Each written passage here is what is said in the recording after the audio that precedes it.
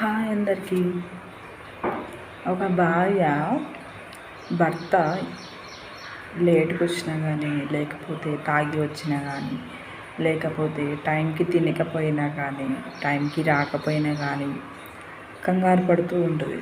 కంగారు పడుకుంటూ కొంచెం ఇరిటేటింగ్ అవుతూ ఉంటుంది. తొందరగా రావచ్చుగా అది ఇది అని కొంచెం ఇరిటేట్ అవుతుంది. ఆ టైంలోని మీరు ఏం చేయాలి అంటే నెగిటివ్గా తీసుకోకుండా పాజిటివ్గా తీసుకోండి.